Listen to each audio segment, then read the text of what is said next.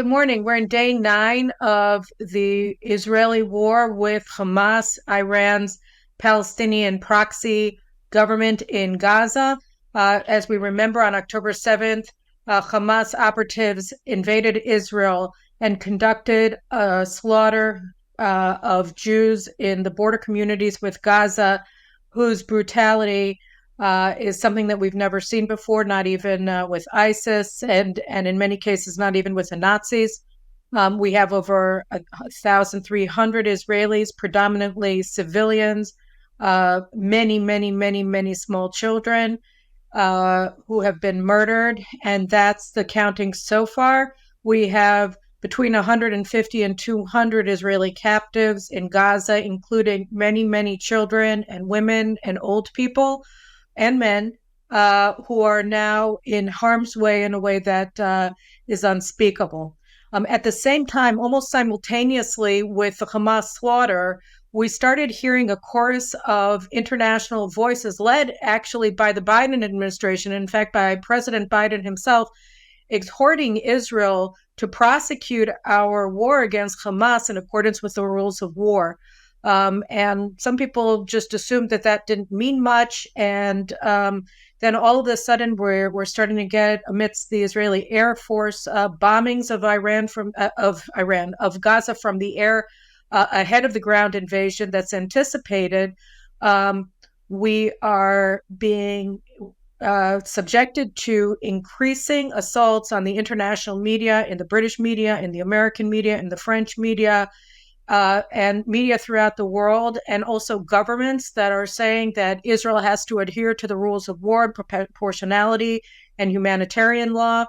I wanted to turn to discuss this briefly with Professor Avi Bell from Bar-Ilan University and University of San Diego Law School. Professor Bell has been a guest on the Caroline Glick Show many times over the past 2 years, and he is an expert on the rules of war under international law, and I want to shine some light on this very critical subject so that we understand what is politics, what is law, how we're supposed to look at the whole thing. So, Professor Bell, can you just give us a sense of what they're talking about when they're talking about the rules of war, and why is this onslaught against Israel? What is it directed towards, and how should Israel be looking at this? So there's two basic rules in the laws of war. One is about targeting. One is about collateral damages. The targeting rule is aim your fire at legitimate targets, that is, enemy combatants, the other side, people who are participating in the conflict, objects that support or otherwise contribute to the fighting efforts of the enemy, even if they're civilian. And so on and so forth. That's your targeting rule. The collateral damage rule, it's called proportionality, and it says that you can attack those targets even though there's going to be collateral damage, even though there's going to be substantial collateral damage to civilians, to hospitals, etc., so long as the collateral damage is not clearly excessive in relation to the military necessity. Now, obviously, the military necessity here is great. The military necessity for Israel is to destroy the sadistic, genocidal, anti-Semitic terrorist organization that committed these atrocities about a week ago. And because this organization is not only committed atrocities, but is continuing to commit war crimes by targeting and attacking Israeli civilians, and by holding hostages, and attempting once again to invade Israeli territory to carry out more attacks. It is essential that Israel carry out a successful attack on Hamas as quickly as possible. Now, there's two ironic pieces here. Right? So one is all this talk about international law. When you're talking about Hamas and Israel, it's absolutely clear that Israel makes great efforts to comply always with the rules of war. I think that in the past, in fact, overly so. That is, in the past, Israel has been overly strict with itself in order to comply with the rules. Now, I don't know if Israel is throttling this back. I hope so. I get some indications that's the case, where Israel is simply going to follow the law instead of adding additional stringencies on itself. But to complain that Israel is not following the law, or to insinuate that Israel is not following the law, particularly when we're talking about on the other side, a fighting organization that in every way possible violates the law. It's perverse. It's morally obtuse at the best and morally obscene, in my opinion. And I think that the people who are making these comments have to stop. Right? They're cooperating with Hamas propaganda. It is part of Hamas propaganda in every round of fighting to make the outrageous accusation that Israel is violating the law. And by going along with this, they are, I think, failing to understand the law and doing something which is immoral. Now, that's part one. Now, part two is that we have to understand in this case, actually, there is international law regarding how states should deal with Hamas.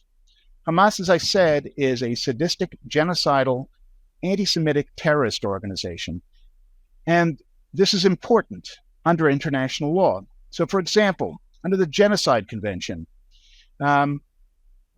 persons who commit genocide, attempt to commit genocide, incite genocide, have to be prevented and punished by all states in the world, irrespective of they're the target of the genocide. And that means that every state in the world has... Yeah, go ahead. I just wanted to add to that question because there are two aspects of this that I also want you to touch on. The first one is that the European Commission announced yesterday that they're going to give supplemental aid of 50 million euros to Gaza. And I'm wondering if that's legal. And along the lines that you're setting out as a genocide convention. Okay, so and then I'll add in the other question afterwards. So explain why that's illegal. Okay, there's two reasons why it's illegal. Okay, so number one is the Genocide Convention. The Genocide Convention requires that they prevent and punish genocide.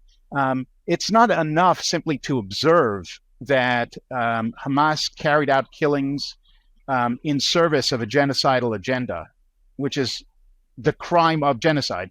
Crime of genocide does not require that you be successful in mass killings. It requires merely that you have the purpose of wiping out the other people, and that you carry out even a single killing in furtherance of that purpose. And they've certainly violated the Genocide Convention now at least 1,300 times more. And that requires, therefore, that European Union not provide aid, do exactly the opposite. They have to do what they can to prevent Hamas from carrying out any more killings. Now, that's one bit of it. The other bit of this, as I said, it's a sadistic, genocidal, anti-Semitic terrorist organization. The fact that it's a terrorist organization also implicates international law. Under Security Council Resolution 1373, all states are required to give one another the full degree of support, full measure of support in order to combat terrorist organizations. They are to prevent any kind of support for terrorist organizations, even indirectly. When you give aid to the population of Gaza under the situation which prevails now, where Hamas has control of Gaza, and you know for certain that aid is going to be, at least in part, diverted to support the operations of Hamas, you are violating Resolution 1373. You are giving direct or indirect support to a terrorist organization that is illegal under international law, and they have to stop immediately. Okay, let me ask you now about Qatar and Iran. It was pretty amazing, I thought, that Secretary of State Blinken went from Israel to Qatar, where the leaders of Hamas are located, all of the senior leadership of Hamas, and they're sending out publicly their directives both to Hamas and to the global Muslim population, calling for the Muslims around the world to commit acts of genocide against Jews in furtherance of jihad. And they're also representing Hamas in Gaza. And I'm wondering what the international community should be doing in accordance with international law vis-a-vis Qatar's very public, open sponsorship of Hamas. Well, I think this is the point at which Israel should do what Biden purported to do when Biden reminded Israel that democracies fight according to law. Well, it's time to remind the United States that it has to behave according to international law as well. Qatar is violating Security Council Resolution 1373. It is violating international treaties regarding support for terrorist organizations. It is violating the Genocide Convention by failing to prevent the deeds of Hamas. It's done this for a long time. Qatar has been sponsoring and assisting Hamas for many years. It's not the only one, of course. Turkey has done the same. And of course, Iran is at the top of the list. But Qatar and Turkey are dealt with differently. They're permitted, they're even encouraged to violate international law brazenly in supporting a sadistic, genocidal, anti-Semitic terrorist organization. And again, this has to stop. Now, since we're friends, Israel should remind the United States in a friendly manner that it has to abide by international law, but it has to be firm. It's very nice to get sympathy, but it would be much better if they actually did what they have to do. As Golda said, we'd rather have dislike and criticism based on us being alive than a really nice obituary. So, it's time for them to live up to the standards they're claiming that they support. I want to move on for a second to Iran. So I've seen some suggestions over time, over the past few days, of two things that could be done vis-a-vis Iran from an international law perspective, because Iran is publicly bragging that they're behind this slaughter and threatening Israel with Armageddon. So one of the suggestions that I saw being raised regarding Iran was that the United States simply not transfer the $6 billion that the Biden administration committed to unfreezing in Iranian oil revenues in exchange for U.S. hostages that were held in Iran. And there was some talk that the United States was going to freeze those revenues again. They're being held in Qatar. How do you look at that from an international law perspective?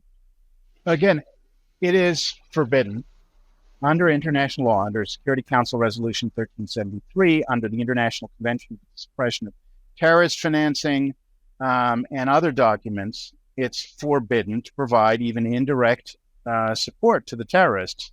And under the circumstances where Iran is giving very, very clear support to Hamas terrorists, where it's making illegal threats of military intervention in order to support the terrorist army, it is unconscionable and illegal to transfer funds to Iran. And it makes no difference what prior agreements were made. So it's not simply the United States has to immediately stop that. The United States should be pressing at least one of its allies that was involved with the original Iran Accord to snap back sanctions. It's unbelievable, unconscionable that it hasn't happened since. Okay, so that was my next question to you. So let me just set it up before you give it to me. The question that I wanted to ask was regarding snapback sanctions. The question has been raised, well, why would Iran's involvement with Hamas's genocide against Israel be relevant to the nuclear deal and the question of whether to sanction them for breaching the nuclear deal? It's not directly relevant. That is, if all that Iran were doing would be supporting terrorist organizations, but it was otherwise abiding by every jot and tittle of the nuclear deal, then Snapback would not be available as a response. But of course, as we know, Iran has been openly in violation of the agreement for years now. So, I mean, the other aspect that I wanted to go to, just as we close the stack, because we want to make it brief so that people can digest all of this very important information, is Egypt. So the answer, and I think you wrote an article about this in the New York Post as well last week. The answer for all the people calling for a means to avert a humanitarian disaster, such as it is among the civilians in Gaza, is for them to vacate Gaza ahead of the Israeli ground invasion and cross over into the Egyptian Sinai Peninsula. And Egypt is blocking that from happening. And how do you look at Egypt's position? And also, how do you look at the international communities, the Europeans, the Americans, and others who seem to be backing Egypt's position and placing the onus for preventing a humanitarian crisis in Gaza on Israel? Egypt is acting contrary to the law, but let's understand that besides the game of Egypt, which is part of the Arab world and therefore is expressing sympathy for the sadistic, genocidal, anti-Semitic terrorist organization, for the battle against Israel, and so on, and is pledging to help promote further Palestinian suffering in order to promote the Palestinian cause. Alongside Egypt's illegal actions, there is something pragmatic behind what Egypt is doing, and that is Egypt does not want to end up holding the bag with 1 million and more Palestinian civilians that run away from the conflict. And there's a very simple solution to this, which is that all the hypocrites and lawbreakers in the European Union, in the democratic world, can step up. This is not an unfathomable number of civilians to relocate for the conflict. A much larger number of civilians was accommodated from the Ukraine in a very, very rapid amount of time throughout Europe. It can be done. It must be done. And in addition to pressing Egypt to open the border to allow civilians in and to cooperate in setting up a screening mechanism to ensure that as people are crossing, they are only civilians, not hostages, not terrorists.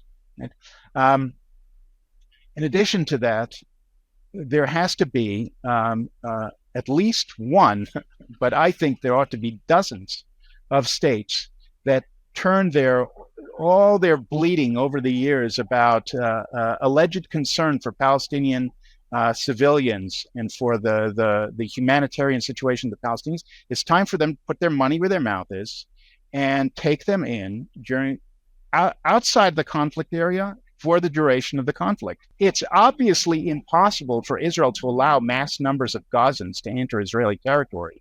That would be perverse and dangerous. And so the only way this can be done, is through Egypt. And all these arguments that have been made against Israel, that Israel has a duty to allow Gazans to transit through Israel to get medical treatment, etc. Well, they apply 100-fold to Egypt. Egypt is the only transit point. They are absolutely required under refugee law, under and other laws to permit immediately the Gazan civilians to exit and get to safety. And all the more so if there is a willingness in Turkey to take them in, then the European countries, instead of devoting their money to helping Hamas, should be devoting their money to an airlift of those refugees after screening, to Turkey, to camps in Turkey, where they can be then helped. The last question that I wanna touch on with you is the United Nations. The United Nations, UNRWA, UNRWA. I mean, there's a whole show to be had on UNRWA and its role in supporting Hamas and really acting as an adjunct to Hamas and its regime in Gaza. But overall, we've seen statements by UN Secretary General Antonio Guterres and the UN Human Rights Commission, and now Russia wants to put forward a resolution in the Security Council. All of them directing their fire against Israel. How would you suggest that we look at the UN onslaught against Israel, and how? Just why don't we leave it there? How are we supposed to see what the UN is doing? The UN, unfortunately, is doing its usual, which is not merely being counterproductive. It is acting contrary to international law, contrary to its mission. It is protecting terrorists, attacking their victims, and exacerbating in every way possible the conflict. And this too has to stop. And those people who believe that the UN has an important and positive function to play in the world, this is their moment of truth. You know, they can either return the United Nations to its path, or at the very least, prevent these UN organs from creating further mischief and from further illegal activity. Or they're going to have to understand that there will be consequences for the UN. You cannot go on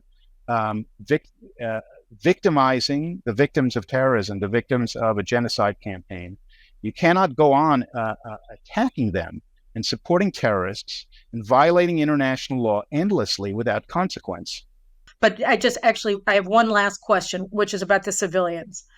We've seen footage now that came out over the past couple of days, and also eyewitness accounts of the victims, that along with the Hamas butchers that came in to Israel, that invaded Israel, a couple thousand Gazans came as well, who are ostensibly civilians, and they also engaged in wanton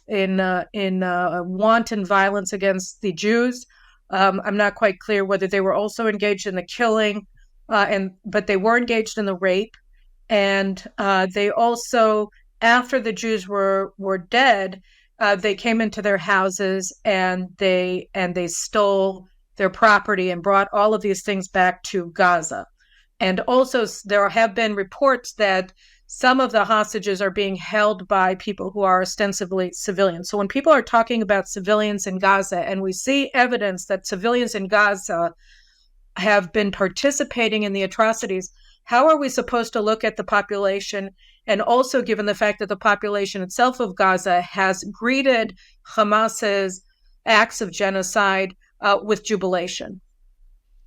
Yeah, so let's understand the way it works is this, that civilians who participate in conflict are legitimate targets. Civilians who participate in war crimes are not entitled to any of the benefits of refugee law. If they try to cross, they have to be grabbed and put on trial. If they're caught in Israel during the hostile act of the invasion, they should be killed on the spot. They are legitimate targets, and deadly force should be used against them without asking any questions. But that doesn't make the entire civilian population of Gaza a legitimate target. It simply emphasizes the need for screening. Israel's under no duty to provide any aid to these civilians that participated in crimes. In fact, quite the opposite. As I said, because they participated in crimes of genocide, Israel is under a duty to prevent and punish. I'll add one more thing. And this is something that's important to remember.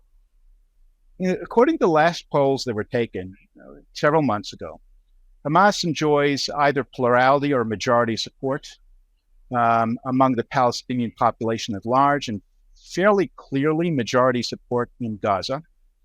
It's not a crime to believe in the cause of a sadistic, genocidal, anti-Semitic terrorist organization. It's only a crime to help them materially. But it does tell us something about how to approach this conflict. When the United States and the Allies were thinking about how to deal with Nazi Germany, and I think that's a very, very good analogy, we have not just a regime that is criminal, that is barbaric, inhuman, and has to be utterly destroyed. You also have to think of the society underneath it, which is Nazi, right? It doesn't mean that everyone was a Nazi. It meant that there was a substantial portion of the population that was Nazi. And Germany had to be denazified. And it was a major part of Allied policy towards Germany was denazifying Germany after the Nazi regime itself had been destroyed. And that's the same in this case. We have to already begin to think about what it is that has to be done in order to identify and punish all the many civilian adherents of this abhorrent ideology. And it just because they can't be targeted in acts of war unless they themselves have given material support in some way, just because they can't be targeted doesn't mean that we have to let it go. We can't let it go. I agree with you. And I think that we're going to end it with that. I want to thank you, Professor Avi Bell. We're going to have you back again as the recriminations of Israel, I'm sure, are just going to multiply as events proceed in Gaza. So I appreciate very much your information. And guys, we're going to be regularly updating you again on this channel and jns.org. You can follow everything we do as well on the website. So thank you very much, and thank you, Professor Bell. We'll talk to you soon. Thank you.